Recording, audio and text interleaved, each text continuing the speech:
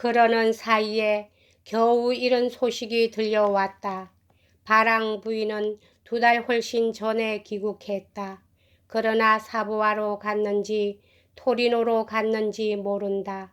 스위스로 돌아갔다는 사람도 있다는 것이었다. 그녀의 뒤를 쫓아가려고 결심하는데 그 이상의 것은 필요 없었다. 그녀가 어디에 있든 상관없다. 지방에서 찾는 것이 파리에서 보다는 훨씬 찾기 쉬우리라는 확신이 섰다. 출발하기 전에 나는 새로운 시제를 시험하는 셈으로 고다르 대령에게 시를 지어 보내 그를 실컷 조롱했다.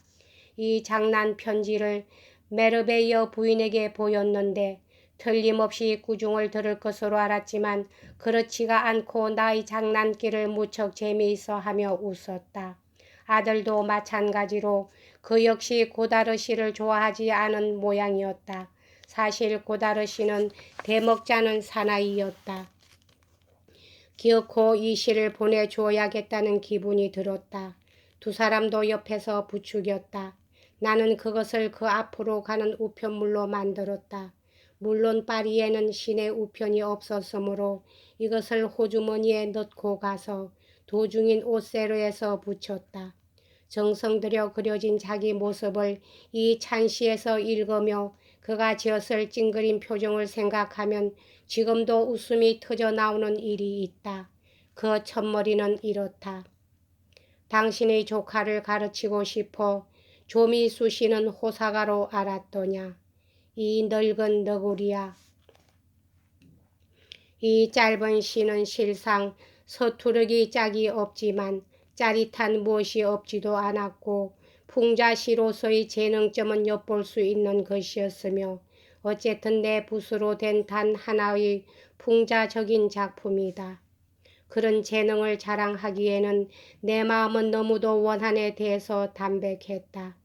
가끔 내가 나를 방위하기 위해선 몇 개인가의 논전적인 문장으로서 다들 잘 아실 줄 알지만 만일 내가 호전적인 기질의 인간이었더라면 나를 공격하는 사람들이 세상의 많은 동조자를 갖기는 힘들었을 것이다. 이제는 하나하나 기억하지 못하고 있는 지금까지의 생활 중 자질구레한 내용들을 생각할 때 그 중에서 가장 애석한 것은 여행 일기를 써두지 않았던 일이다. 혼자 걸어가는 여행처럼 많이 생각하고 많이 존재하고 많이 살고 많은 나였었던 이런 표현이 가능하다면 많은 나였었던 적은 없다. 걷는 것은 어딘지 모르게 나의 생각에 활기를 불어넣어 활발하게 하는 무엇을 가지고 있다. 한 곳에 꾹 눌러 있을 때 나는 거의 생각할 힘을 갖지 못한다. 나의 육체는 정신을 활동시키려면 움직임을 주어야만 되는 것이다.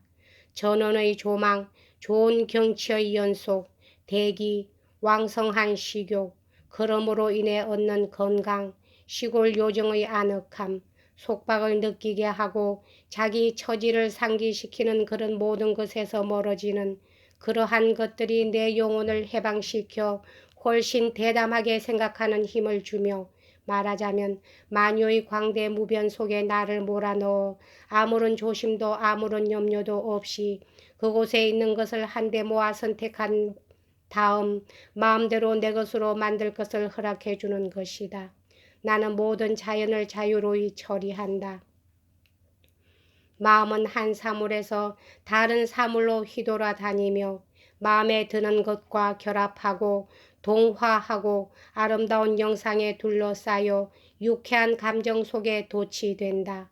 만일 내가 그러한 것을 고정시키기 위해 그것을 내 속에 그리며 즐긴다면 얼마나 웅장한 필치, 얼마나 선명한 색채, 얼마나 힘찬 표현으로 했을 것인가.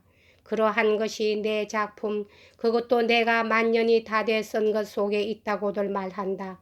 아, 만일 사람들이 내 청춘의 작품, 여행 중에 만든 작품, 구상은 했으나 마침내 쓰지 못하고만 작품을 보아주었다면 왜 그때 쓰지 않았느냐고 여러분은 말할 것이다.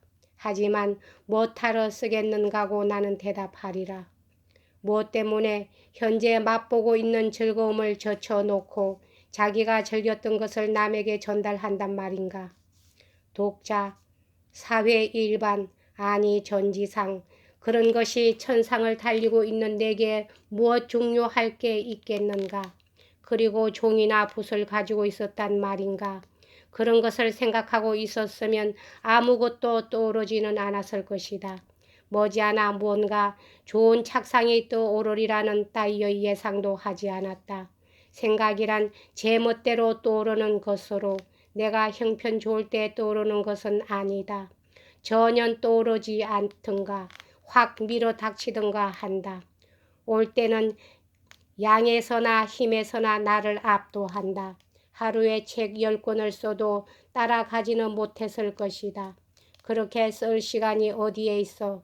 도착하면 즐거운 식사를 하려고만 생각하고 출발할 때는 즐겁게 걸을 생각만 한다. 새로운 낙원이 문을 열어두고 기다리는 것만 같이 느껴진다. 그것을 찾으러 갈 생각밖에 없는 것이다. 이번에 이 돌아가는 여행만큼 그런 것을 통절하게 느낀 적은 없었다. 파리에 올 때는 도착한 뒤의 일과 관계되는 것만을 생각하고 있었다. 그러나 이 직업은 결국 내 마음에 맞는 것이 아니었고 현실로 나타난 인간들은 상상하고 있던 인간을 파괴하고 말았다. 머리는 앞으로 가질 직업 속에 들어가 벌써 지레 훌륭하게 된 양으로 생각하고 있었다. 고다르 대령과 그의 조카는 나처럼 소설의 주인공과 같은 마음을 품은 인물과 함께 등장하기에는 어울리지 않는 거다.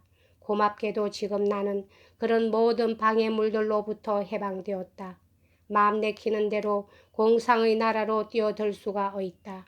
내 앞에 있는 것은 벌써 그런 공상의 나라뿐이니까. 그런 까닭에 나는 마음껏 그 세계에서 놀았으므로 사실 몇 번씩이나 길을 잘못 잡아 들었다. 정해진 길을 똑바로 걸어갈 기분은 도저히 우러나지 않았을 것이다. 왜냐하면 그대로 리옹에 도착하여 다시 땅 위에 되돌아왔던 기분이 날 바에는 차라리 언제까지나 도착하지 않는 것이 좋다고 생각하고 있었으므로. 그런 어느 날 경치가 너무 좋아서 좀 더 자세히 더듬어 보려고 일부러 옆길로 비켜간 곳이 아주 재미있는 곳이었으므로 빙빙 돌아다니다가 길을 잃고 말았다. 몇 시간을 헛걸음을 친 뒤에 지칠 대로 지쳐 시장기와 갈증으로 다 죽어가는 꼴이 되어 어느 농가로 들어갔다. 집은 초라했지만 그것이 그 근처에서 눈에 띈 하나밖에 없는 집이었다. 나는 이곳도 전에 보나 서유서처럼 생활에 곤궁한 사람이 아니면 누구라도 나그네에게 후대를 하는 것으로 생각하고 있었다. 그 집 사람에게 돈을 줄 테니 점심을 먹여달라고 부탁했다. 묽은 우유와 조잡한 보리빵을 내놓고 이것밖에 없다고 했다. 나는 우유를 맛있게 먹고 집 부스러기가 들어있는 빵도 모조리 먹어치웠다. 그러나 지쳐 빠진 사람에겐 아무래도 그것만으로는 회복이란 어림도 없다. 나를 뚫어져라 바라보고 있던 농부는 내 식성이 거짓이 아닌 것으로 미루어 나의 신상 이야기가 거짓이 아니라는 것을 깨달았다. 보아하니 정직한 젊은 분으로 사람을 속이려고 들어온 건 아닌 것 같군 하고는 그는 부엌 옆에 있는 작은 판자를 열고 내려가더니 곧 밀가루로 만든 고급의 검은 빵과 끊어먹던 거시기는 하나 보기에도 맛있어 보이는 햄과 포도주 한 병을 들고 나왔다. 힐끗 그 포도주를 보자 다른 어느 것보다 이것이 내 마음을 기쁘게 했다. 그런 것 외에 꽤 두툼한 오믈렛까지 곁들여 내와 정말 도보 여행자가 아니면 절대로 맛볼 수 없는 식사를 했다. 막상 밥값을 치르려 하자 이 사나이는 또 안절부절 못하며 걱정스런 태도를 지었다. 돈을 주어도 필요 없다고 하며 무척 난처한 듯이 되돌려 주었다. 우스운 노릇은 무엇을 그가 두려워하고 있는지 전혀 내가 상상 못한 일이었다. 여기까지 하겠습니다.